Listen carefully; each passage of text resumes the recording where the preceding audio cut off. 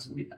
그들은 성경을 통해서 이 일을 해석하기를 세상이 그리스도를 대적하는 일은 성경에 이미 기록되어진 말씀이구나. 이렇게 어려움을 당한다는 것을 이미 말씀했구나. 열방이 분노하고 세상의 근세자들이 주와 그의 그리스도를 대적하는 일은 이미 말씀 속에, 즉 예언되어진 일이구나 하는 것을 깨달았다는 것입니다. 여기서 중요한 영적 원리가 있습니다. 성도는 사건을 말씀으로 해석해야 됩니다. 우리가 인생을 살다 보면은 도저히 이해되어지지 않는 일들이 있습니다. 왜 이런 일이 생기는지 도대체 모르겠다. 우리가 욥의 경우도 마찬가지잖아요. 왜 내게 이런 일이 있을까 하고 이해 못할 일이 있습니다. 그리고 내가 하나님을 잘 믿고자 하는데 왜 이런 어려운 일이 오는지 모르겠다. 그런 때도 있습니다. 그리고 교회가 복음을 전하는데도 왜 이렇게 반대를 받는지 모르겠다. 그렇게 생각될 때도 있습니다. 그런데 이러한 때에 우리가 감정으로만 해석하면 안 됩니다. 세상의 눈으로 해석하면 안 됩니다. 하나님의 말씀으로 해석해야 된다는 것입니다. 말씀으로 해석하면은 낙심 속에서도 하나님의 뜻을 보게 됩니다. 말씀으로 해석하면은 고난 속에서도 하나님의 승리를 붙들게 됩니다. 말씀으로 해석하면은 세상의 반대 속에서도 이 복음의 길을 포기하지 않게 됩니다. 초대교회 성도들은 자신들이 당한 위협을 이 말씀으로 보았던 것입니다. 그리고 그 말씀이 예수님에게 어떻게 성취되어졌는지를 고백합니다. 자, 27절과 28절을 보세요.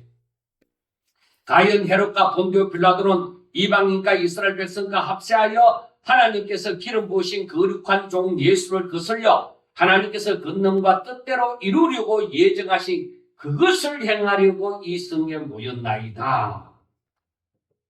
이 말씀은 참 의미가 깊습니다. 헤롯과 본디오 빌라도 그리고 이방인과 이스라엘 백성들이 함께 예수님을 대적했다는 것입니다. 이들은 각기 다른 위치에 있는 사람들입니다. 헤롯은 유대의 왕권과 관련된 인물이고 빌라도는 로마 총독이었습니다. 이들은 원래 사이가 좋은 입장이 아니었습니다. 헤롯 대왕하고 빌라도 총독은. 그런데 지금 이때는 하나가 되어진 거예요. 이방인도 있었고 이스라엘 백성도 있습니다. 이스라엘 백성은 평상시에 이방인을 개같이 여겼습니다. 그런데 이때는 하나가 되어졌습니다. 서로 다른 사람들이었지만은 예수님을 대적하는 일에는 함께 모였다는 것입니다. 그러니까 교회도 마찬가지예요. 평상시에는 서로 편이 갈라져 있는 성도들이 있습니다. 그런데 오히려 죄를 범할 때는 오히려 평상시에 갈라져 있던 것하고 상관이 없이 그때는 힘을 합한 것입니다. 그러니까 이 성경에서도 마찬가지고 세상에 일어나는 세상과 교회의 일에 있어서도 마찬가지입니다. 예수님을 밀어내는 일에는 저들이 함께 손을 잡습니다. 진리를 거부하는 일에는 서로의 마음을 맞추는 것입니다. 그러나 성도들은 이렇게 고백합니다. 그들이 예수님을 대적하여 모인 곳은 하나님께서 권능과 뜻대로 이루려고 예정하신 것을 행하는 것이다. 그 사람은 모르고 행하지만 자기들의 욕심을 따라서 행하지만은 이거는 하나님이 이미 말씀하신 대로 다 이루어져 가는 것이다. 오늘날 세상이 누구 멋대로 되어져 가는 것 같지만 힘 있는 자의 멋대로 되어져 가는 것 같지만은 이미 성경이 미리 말씀한 대로 다 되어져 가는 것이라는 것입니다. 그래서 우리가 성경을 보면서 세상에 되어질 일도 알고 세상이 흘러가는 것을 보면서 성경에 이미 말씀한 이러한 말씀이 이루어지는 것이구나 하는 것도 알아야만 되는 것입니다. 이게 바로 하나님의 섭리를 볼 줄 아는 것이거든. 예수님을 죽인 사람들은 악한 일을 했습니다. 그 죄가 결코 가벼운 것이 아닙니다. 예수님을 거절하고 십자가에 못 박는 것은 바로 인간의 가장 큰 죄입니다. 그러나 하나님께서는 이러한 인간의 악함까지도 사용하셔서 하나님이 세상을 구원하시고자 하는 그 뜻을 이루었다는 것입니다. 십자가는 인간의 죄가 가장 선명하게 드러나는 자리입니다. 동시에 하나님의 사랑이 가장 깊이 드러난 자리입니다. 십자가는 세상이 하나님의 아들을 거절하는 자리입니다. 동시에 하나님께서 죄인을 구원하신 자리입니다. 사탄은 예수님을 십자가에 못 박으면 하나님의 계획이 끝날 것이라고 사탄은 생각을 했을지 모릅니다. 그러나 하나님은 오히려 그 십자가를 통해서 바로 우리의 죄를 대속하셨습니다. 이게 바로 하나님의 지혜입니다. 사람은 악을 행하지만 하나님은 그 악마저도 하나님의 뜻을 이루는 도구로 사용하십니다. 사람은 하나님의 일을 막으려고 하지만 하나님은 그 막힘 속에서도 그 길을 내십니다. 세상은 교회를 위협하지만 하나님은 그 위협 속에서도 교회를 더 깊이 기도하게 하십니다. 여러분, 의인은 믿음으로 산다는 그 말씀이 우리 모든 삶에서 적용이 됐어야 해요. 이것이 바로 오늘날 우리가 붙들어야 할 믿음. 하나님은 우리의 이해보다도 크십니다. 우리 상황보다도 크십니다. 우리 인간의 악함보다도 크십니다. 세상이 아무리 대적해도 하나님의 구원 계획은 멈추지 않습니다. 계속 진행됩니다. 그리고 이 마지막 시대에 사탄이 이 하나님의 역사를 거부하고 발악을 한다고 할지라도 하나님의 말씀대로 세상은 흘러갈 것입니다. 이제 초대교회 성도들이 하나님 앞에 나와서 한 마음으로 나와서 무엇을 기도했는지를 한번 봅니다. 그것이 29절입니다. 거기에 보면은 주여 이제도 그들의 위협함을 굽어보시옵고 또 종들로 담대히 하나님의 말씀을 전하게 하여 주시오며 하고 말씀을 했습니다. 이 기도의 내용이 놀랍습니다. 그들은 우리 인간적으로 하나님 저놈들을 다 없애주세요. 저놈들은 전부 가짜입니다. 제사장들을 하더라도 백성들의 장로를 할지라도 전부 가짜입니다. 저들을 없애주세요. 그렇게 하지 않았습니다. 또 하나님 우리가 어찌하든지 편안하게 살 수 있도록 해주세요. 그렇게 기도하지도 않았습니다. 그리고 다시는 이러한 일이 생기지 않게 해주세요. 그렇게도 기도하지 않았습니다. 물론 그런 기도를 할 수도 있었을 것입니다. 그들도 사람이기 때문에 두려움도 느낍니다. 위험 앞에서 마음이 흔들렸을 수도 있습니다.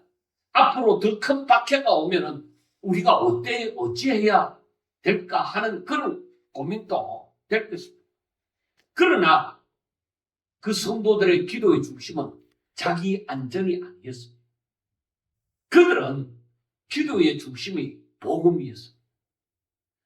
뭐라고 기도했느냐? 종들로 하여금 담대히 하나님의 말씀을 전하게 하여 주옵소서. 이거 사명입니다. 예수 그리스도의 정인이 되리라는 사명입니다. 그래서 우리가 이 땅에 살면서 내가 사명을 감당하면서 살아가느냐? 이 땅에 살면서 내 하나 목숨 부지하기 위해서 살아가느냐? 이걸 성도들은 생각해 보셔야 됩니다. 어쩌면은 우리의 기도는 날마다 내 목숨 부지하기 위해서 내 편안하게 살기 위해서 기도하는 것이 아니겠는데 그거는 어린 나이 신앙입니다. 하나님의 뜻을 알지 못하는 어린 나이의 신앙입니다. 계속 그렇게 안전만 평안함만 구하여 그것만 가르치고 그것만 기도하고 살다 보면 평생 뭐요? 얕은 물가에서 어린이 아이들이 참방참방 뛰노는 그런 수준밖에 못합니다. 깊은 물에서 헤엄치면서 자유롭게 헤엄치면서 살아가는 그러한 삶은 맛도 보고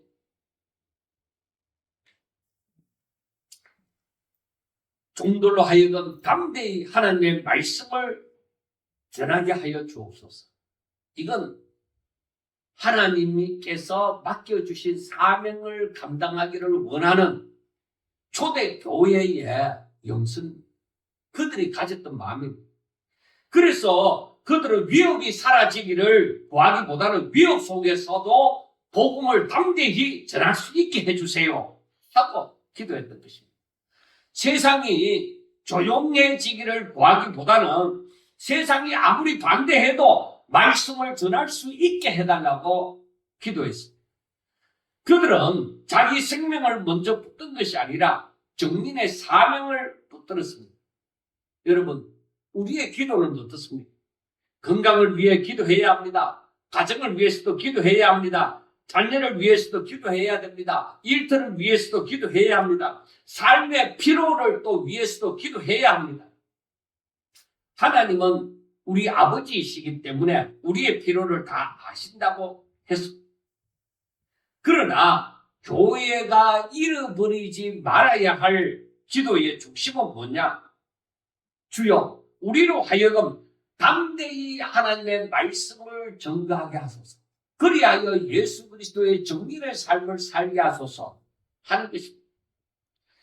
그리고 우리가 복음을 부끄러워하지 않게 해주세요. 그리고 이 시대 속에 이 세대를 본받지 아니하고 오히려 이 시대에 예수의 정인으로 살게 도와주세요.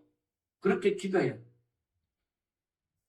그 마음이 있어야 성령께서 역사하셔서 우리를 인도하여 주실 것입니다. 그런데 그런 생각도 없고 마음은 더 없고 그 사람 신앙 성장하지 않습니다. 분명하게 얘기하지만 그런 사람은 신앙 성장하지 않습니다.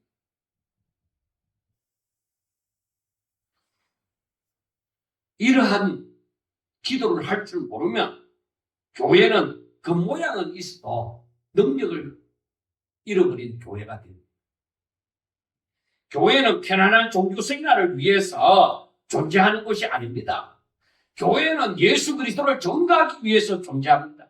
하나님 나라를 드러내기 위해서 존재합니다.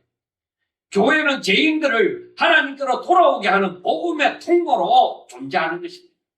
예수님께서 우리를 구원하여 주신 이유는 단순히 천국에 가게 하기 위해서만이 아닙니다. 물론 우리는 예수 안에서 영생을 얻습니다. 그러나 구원받은 우리는 이 땅에 예수 그리스도의 정인으로 사셔야만 하는 것입니다. 예수님이 나의 주와 나의 그리스도이심을 삶으로, 말로, 사랑으로 전개해야 합니다. 초대교회 성도들은 그것을 알았습니다. 그래서 그들은 담대함을 구했습니다. 그래서 그 다음에 30절에 보세요. 손 내밀어 병을 낫게 하시옵고 표적과 기사가 거룩한 종은 예수의 이름으로 이루어지게 하옵소서 하고 기도합니다.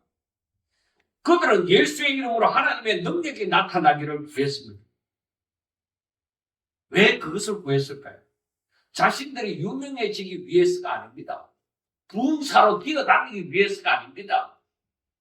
사람들이 바로 예수의 이름을 알게 하고자, 예수님이 누구신지 알게 하고자 하기 위해서 바로 하나님이 함께 해달라는 것입니다.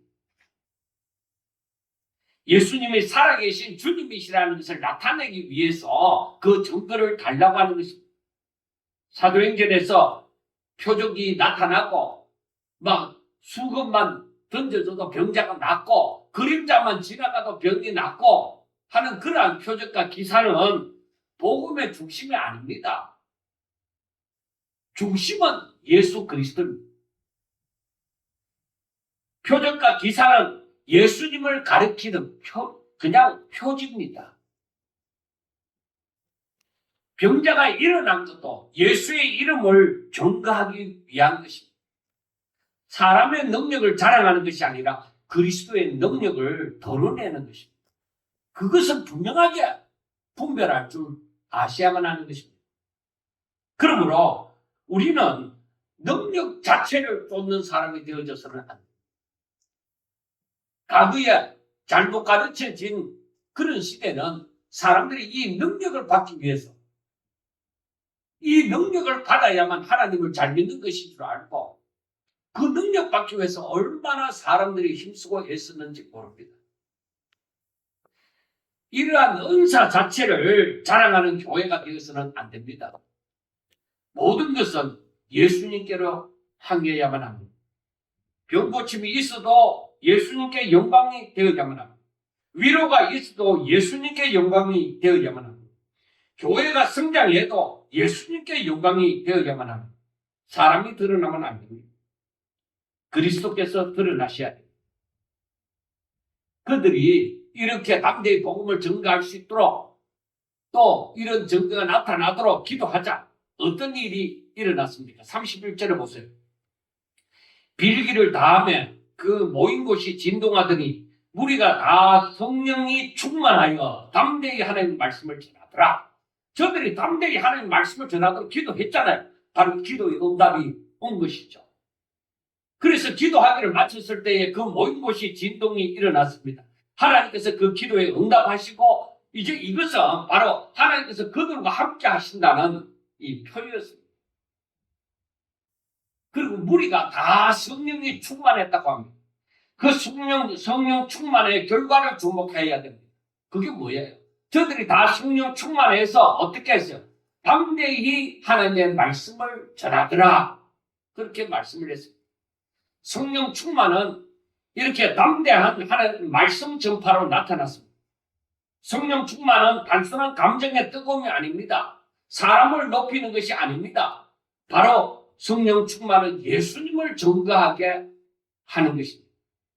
성령 충만은 두려움을 이기게 합니다. 성령 충만은 하나님의 말씀에 순종하는 것입니다. 하나님 뜻대로 사는 것입니다. 오늘날 많은 사람들이 이 성령 충만에 대해서 오해를 합니다. 어떤 특별한 느낌이나 어떤 감정적인 경험을 이 성령 충만이라고 생각하기도 합니다. 물론 성령께서 우리의 마음을 뜨거움을 줄 수도 있습니다. 그래서 땀이 날 수도 있습니다. 그리고 때로는 눈물을 줄 수도 있습니다. 깊은 위로와 감동을 주실 수도 있습니다. 그러나 사도행전이 보여주는 성령 충만은 그 결과가 예수 그리스도를 담대히 증거하더라 하는 것입니다. 성령께서 임하시면 사람을 두려워하던 사람이 이제는 하나님을 더 두려워하게 됩니다. 자기 체면을 생각하던 사람이 예수님의 영광을 생각하게 됩니다.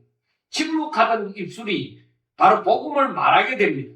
자기 중심적으로 살던 사람이 하나님의 뜻을 위해서 살게 됩니다. 초대교회는 바로 이런 성령의 능력으로 세워졌습니다. 여러분, 오늘날 우리 교회도 이런 것이 필요합니다. 좋은 계획도 필요합니다. 조직도 필요합니다. 재정도 필요합니다. 봉사도 필요합니다. 그러나 그 무엇보다도 먼저 필요한 것은 성령 충만. 성령께서 붙들어 주셔야 교회가 교회됩니다. 성령께서 역사하셔야 말씀이 살아납니다. 성령께서 충만하게 하셔야 우리가 담대히 복음을 전할 수 있습니다. 우리의 힘으로는 오래 갈 수 없습니다. 우리의 의지로는 세상의 두려움을 이길 수 없습니다. 우리의 지혜로는 사람의 마음을 변화시킬 수 없습니다. 오직 모든 것은 성령께서 하셔야 합니다. 그래서 우리는 하나님 앞에 기도할 때 성령 충만을 주옵소서. 그리고 우리의 입술로 복음을 전하게 하여 주옵소서 하고 그렇게 기도해요. 우리가 오로지 예수로만 내 심령이 뜨거워지게 해달라. 그렇게 기도해야 됩니다. 그리고 이제 32절에 보면은 믿는 무리가 한 마음과 한 뜻이 되어서 모든 물건을 서로 통용하고 자기 재물을 조금이라도 자기 것이라 하는 이가 하나도 없더라 하고 말씀을 합니다. 이것은 성령 충만한 교회의 또 다른 모습입니다. 성령 충만한 교회는 말씀 전파, 그리고 사랑, 너희들이 서로 사랑하라는 예수님이 말씀하신 그 세 계명대로 서로 사랑하는 모습이 있어야만 합니다. 그래서 여기에서 보면은 믿는 무리가 다 한 마음과 한 뜻이 되었다고 얘기하잖아요. 같은 마음, 같은 뜻을 가진 이 사람들은 서로 사랑하게 되어졌다는 것입니다. 그리고 사람들끼리 우리는 성격이 잘 맞아. 의견이 하나도 다르지 않아. 우리들은 다른 모든 부분에 같은 취미를 가져. 그런 거 아닙니다. 중심이 같아. 저들이 바라보는 것이 같았다. 믿는 것이 같았다는 것입니다. 그들의 주인이 같고 그들의 소망이 같고 그들의 삶의 목적이 같았다는 것입니다. 예수님이 주님이었습니다. 하나님 나라가 소망이었습니다. 복음이 그들의 삶의 중심이었습니다. 그래서 다 태생이 서로 다르고 또 사는 곳이 다 다르고 할지라도 한 마음과 한 뜻이 될 수가 있었던 것입니다. 이게 참으로 중요한 교회가 하나 된다는 것은 인간적인 그런 친분에서 나오는 것이 아닙니다. 교회가 하나 되는 것은 바로 예수 그리스도 안에서 나옵니다. 나이가 달라도 형편이 달라도 성격이 달라도 배경이 달라도 예수님 안에서 한 몸이 되기 때문에 하나가 될 수 있습니다. 그 하나가 되었다는 것은 사랑으로 나타납니다. 모든 물건을 서로 통용하고 자기 재물을 조금이라도 자기 것으로 하는 이가 없었다고 했습니다. 이 말씀을 잘 이해를 해야 되는데 이걸 잘못 이해하면은 공산주의입니다. 이것은 강제적인 소유를 포기를 말하는 것이 아닙니다. 국가가 재산을 빼앗아서 똑같이 나눠주는 그런 제도적인 의미가 아닙니다. 성령의 은혜를 받은 사람들이 자발적으로 사랑을 실천하는 거예요. 이것은 그들은 자기 소유를 우상처럼 붙들지 않았습니다. 내 것이 내 것이기 전에 하나님께서 맡기신 것임을 알았습니다. 그리고 형제 자매 가운데 필요가 있을 때에 기꺼이 내놓습니다. 왜 그렇습니까? 예수님의 사랑을 받았기 때문입니다. 자신을 내어주신 주님의 은혜를 알았기 때문입니다. 서로 사랑하라고 하신 그 주의 뜻을 알았기 때문입니다. 여러분, 그렇습니다. 우리가 복음을 알면 알수록 내 마음에 변화가 옵니다. 생각이 달라지고 가치관이 달라지고 내 삶의 목적이 달라지고 예수님을 만나기 전에는 내 것이 굉장히 중요합니다. 내가 없으면 죽습니다. 그래서 내 돈, 내 시간, 내 계획, 내 만족, 내 성공 이것이 굉장히 중요합니다. 그러나 예수님을 알게 되면 모든 것이 하나님의 은혜임을 깨닫습니다. 내가 가진 것도 하나님께서 주신 것이고 내 시간도 하나님이 허락하여 주신 것이고 내가 누리는 것도 하나님께서 맡겨주신 것이고 그러므로 하나님의 뜻을 위해서 쓰임을 받아야 돼요. 초대교회, 성령 충만한 교회는 바로 이런 은혜가 있었습니다. 그래서 세상하고는 다른 가치관이 다른 공동체가 형성이 되는 것입니다. 교회가 세상과 똑같은 가치관을 가지고 있다면 그 교회가 덜된 것입니다. 세상은 더 많이 가지려고 경쟁합니다. 그러나 교회는 나누었습니다. 세상은 자기 이익을 먼저 생각합니다. 그러나 교회는 형제의 필요를 돌아보았습니다. 세상은 사람을 이용합니다. 그러나 교회는 사람을 섬겼습니다. 이것이 바로 성령께서 세우시는 공동체입니다. 여러분 33절을 보면 사도들이 큰 권능으로 주 예수의 부활을 증언하니 우리가 큰 은혜를 받아 하고 얘기합니다. 사도들이 큰 권능으로 예수님의 부활을 전개했고 또 큰 은혜를 받았다고 합니다. 여러분 교회 안에 다른 것보다 말씀이 살아있어요. 교회 사람도 중요하고 재정도 중요하고 봉사활동도 중요하고 하지만 가장 중요한 것은 교회 안에 하나님의 말씀의 근위가 떨어지면 안 됩니다. 말씀의 근위가 있어요. 초대교회 때의 중심 메시지는 주 예수의 부활이었습니다. 왜 부활이었느냐? 예수님의 부활은 예수님이 누구신지를 말해주기 때문입니다. 십자가에 죽으신 예수님은 실패자가 아니라는 것을 말해줍니다. 하나님께서 버림받아서 끝난 분이 아닙니다. 하나님께서 오히려 그를 죽은 자 가운데서 살리셨습니다. 지금도 살아계십니다. 예수님은 그래서 지금도 우리의 주가 되시고 우리의 그리스도가 되십니다. 그래서 이 복음이 바로 선포되어질 때에 교회는 살아있게 힘을 얻습니다.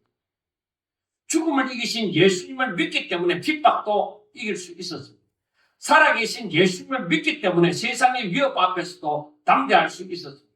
다시 오실 예수님을 소망했기 때문에 세상의 소유에 매이지 않을 수가 있는 것입니다. 교회는 분명히 이 십자가와 부활의 신앙 위에 서야 합니다. 부활신앙이 약해지면 교회는 세상과 비슷합니다. 똑같이 힘을 가지고 노력. 그래서 오늘날 교회를 바라보면서 힘을 내세우느냐, 말씀을 내세우느냐, 그걸 깨달아야 돼요. 이 땅의 성공에 매이고 눈에 보이는 것에 흔들리고 고난 앞에 쉽게 무너지면 안 됩니다.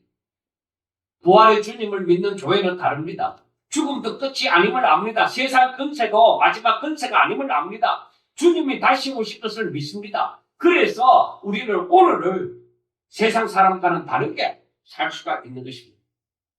이제 34절과 35절 보면은 그 중에 가난한 사람이 없으니 이는 밭과 집 있는 자는 팔아서 그 판 것의 값을 가져다가 사도들의 발 앞에 두며 그들이 각 사람의 필요를 따라 나누어 줍니다. 즉 초대교회 안에는 가난한 사람이 없었다고 합니다. 이것은 그들 가운데 경제적으로 어려운 사람이 아예 없었다는 그 말이 아닙니다. 그 말이 아니고 어려운 사람이 방치되지 않았다. 내버림을 당하지 않았다. 바로 그 말입니다.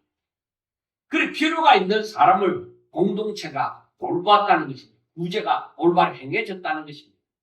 그래서 밭과 집 있는 사람들이 자발적으로 팔아서 그 값을 사도들의 발 앞에 두었습니다. 그리고 사도들은 각 사람의 필요를 따라서 나누어 주었습니다.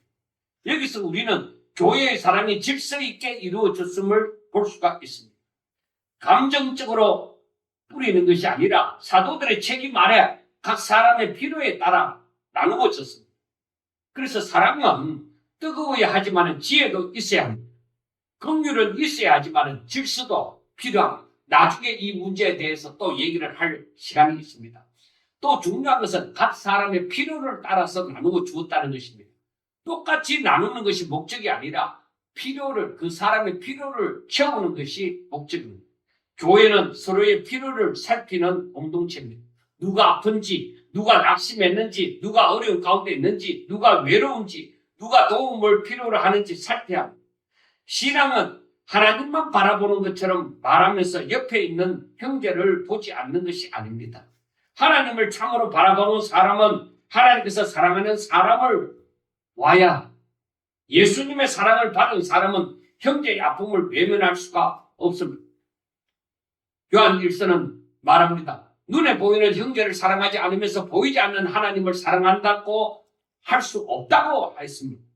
그래서 교회의 사랑은 매우 실제적이어야 합니다. 말로만 사랑합니다가 아니라 필요를 보고 섬기는 사랑이어야 합니다. 우리 시대는 더구나 이 PR 시대라고 얘기하죠. 개인주의가 너무너무 강합니다. 하다못해 부모와 자식 간에도 그 관계가 식어져 갑니다. 그래서 부모는 부모의 시대에 살고, 그러니까 부모의 삶은 부모의 삶이고 내 삶은 내 삶이다. 그래서 부모들도 아예 포기하고 뭐라고 합니까? 막 우리는 놔두고 너희나 잘 살아라, 너희나 잘 살아라, 그렇게 말을 했다. 이건 개인주의를 그대로 인정하는 것입니다. 그래서 사람들은 더구나 며느리들이 그렇잖아요. 시집에 와서 살기 싫잖아요. 시부모하고 산다 하면 요즘에는 어이구 요즘에 그런 집이 어딨나 하고 얘기를 하잖아. 서로 간섭받기 싫어, 서로 책임지기 싫어. 그러나 교회는 세상과 달라요. 교회는 그리스도의 몸입니다. 한 지체가 아프면 함께 아파해야 하고, 한 지체가 기뻐하면 함께 기뻐해야 하고, 초대교회는 바로 그런 공동체였습니다. 이제 마지막으로 바나바에 대해서 나오는데, 바나바가 바로 왜 이름이 바나바가 되어졌느냐? 원래 이름은 요셉이 있는데 왜 교회에서 부를 때에 바나바라고 하느냐? 그걸 번역하면 위로의 아들이다. 교회의 위로가 되어졌다는 것입니다. 교회의 힘이 된 사람이라는 것입니다. 그래서 실제로 이 공동체를 세우는데 큰 역할을 한 사람입니다. 그래서 자기 밭을 팔아서 그 값을 가져다가 사도들의 발 앞에 두었다고 얘기를 합니다. 그리고 나중에 바나바에 대해서 많이 나오게 등장을 하지만은 바나바는 매우 사도행전에서 매우 중요한 역할을 했습니다. 사울이 회심한 후에도 사람들이 그를 두려워했을 때 바나바가 그를 받아주고 사도들에게 소개도 했습니다. 안디옥 교회에서도 바나바의 역할은 굉장히 컸습니다. 그러니까 그는 성령 충만하여 이 교회를 돌볼 뿐만 아니라 사람을 세우는 역할을 했다는 것입니다. 위로하고 격려하고 연결하는 사람입니다. 교회는 이런 바나바와 같은 사람이 필요합니다. 사람을 무너뜨리는 사람이 아니라 세우는 사람, 상처를 더하는 사람이 아니라 위로하는 사람, 의심만 하는 사람이 아니라 믿음으로 격려하는 사람, 자기의 이름을 드러내기보다 공동체를 살리는 사람. 하나님은 이런 사람을 통해서 교회를 세워나갑니다. 그런데 이런 사람을 찾기가 힘들다는 것이 오늘날 교회의 문제점입니다. 그래서 우리는 우리 자신을 돌아봐야 돼요. 내가 평생 예수 믿는다고 하면서 내 신앙은 지금 어디에 와 있느냐? 내가 20대 보다가 내가 지금 비교했을 때 내 신앙이 훨씬 나았나? 30대 보다가 내 신앙이 지금 훨씬 낫나? 그리고 지금 신앙이 점점 더 자라가느냐? 아니면 평평하게 늘 막 문제없이 그냥 편안하게 그냥 신앙생활을 해나가느냐 하는 것을 살펴보셔야 돼요. 그리고 교회 안에서는 나는 어떤 역할을 하고 있느냐? 사람을 낙심하게 하는 사람일까? 아니면 위로하는 사람일까? 공동체를 갈라놓는 사람일까? 아니면 하나 되게 하는 사람일까? 내 것만 지키려고 하는 사람일까? 아니면 하나님 나라를 위해서 드릴 줄 아는 사람일까? 생각해 보셔야 돼요. 바나바는 위로의 아들이었습니다. 누군가에게 위로의 사람이 되어야 합니다. 믿음이 약한 사람들에게 힘이 되어주고, 상처를 받은 사람을 품어주고, 낙심한 사람을 일으켜주고, 어려운 사람을 돌아보는 성도가 되어야 합니다. 이제 오늘 말씀을 전체적으로 정리해 봅니다. 하나님께서는 인류를 구원하시기 위하여 독생자 예수 그리스도를 이 땅에 보냈습니다. 예수님께서 우리의 죄를 대신 짊어지시고 십자가에 못 박혀 죽으셨습니다. 하나님은 그를 죽은 자 가운데서 다시 살리셨습니다. 예수님은 부활하셨고 성천하셨고 성령을 보내주셨습니다. 성령께서 임하신 이유는 우리가 분명히 알고 있지만 예수 그리스도를 증거하게 하기 위함입니다. 정인으로서의 삶을 살도록 하기 위함입니다. 예수님의 누구신지를 세상에 알리게 하기 위함입니다. 복음이 온 예루살렘과 온 유대와 사마리아와 땅끝까지 전파되게 하기 위함입니다. 그러므로 세상이 아무리 저항을 하고 때로는 박해를 하고 우리를 잡아 가두고 생명의 위협을 가할지라도 끝까지 하나님을 믿고 하나님의 택하시고 부르심에 그 합당한 생활을 하기 위해서 하나님의 사랑을 실천하고 땅끝까지 복음을 전가하도록 해야 되겠습니다. 여러분, 눈에 보이는 것이 전부가 아닙니다. 이건 빙산의 일각에 해당됩니다. 하나님이 보실 때에 무엇을 보셨다고 했습니까? 내가 다시 올 때에 믿음을 보겠는데. 바로 하나님께서, 우리 주님께서 다시 오셔서 보시고자 하는 믿음을 내게서 발견할 수 있느냐는 것입니다. 여러분, 제가 사도행전 하면서 이 4장을 굉장히 중요하게 생각하는 것이 바로 교회에서 신앙생활 하는 사람들이 어떻게 생활해야 되는지 그것을 나타내주고 있기 때문입니다. 그래서 이 말씀을 보면서 우리 자신을 돌아보고 교회도 돌아보면서 내 신앙생활이 올바른지 어떠한지 내 마음이 어디에 있는지 그걸 생각해 보셔야 합니다. 그래서 너희가 서로 사랑하라. 내가 너희를 사랑한 것 같이 너희도 서로 사랑하라. 그래, 그 말씀을 우리가 복음을 전가하는 증인이 되어지고 사랑을 실천하는 사람이 되어지고 사람을 세우는 사람이 되어지고 바로 예수 그리스도의 바로 증인으로서 하나님의 뜻에 합당한 삶을 살아가는 저와 여러분들이 우리 남은 생애에 급속도로 이루어지시기를 주의 이름으로 축원합니다. 기도드리겠습니다. 하나님 아버지 감사합니다. 하나님께서 역사하사 저희들이 이 사도행전 4장 말씀을 특별히 생각하면서 어떻게 신앙생활을 해야 될지 다시금 생각하게 하여 주옵시고, 저희들이 믿음이 부족하여 정말 하나님 앞에 구할 것을 구하지 아니하고 엉뚱한 삶을 살고 있다면 하나님 저희들에게 믿음을 다하여 주옵시고, 하나님 앞에 성령 충만을 구하고 더욱더 하나님을 의지함으로 세상의 복음을 전가하는 그리스도의 증인으로 삶을 살게 해주시고 또 서로 사랑하게 하여 주옵시고, 오직 하나님의 뜻대로 살아가는 증인으로서의 삶을 살게 도와주옵소서. 예수님 이름으로 감사하며 기도드리옵나이다. 아멘.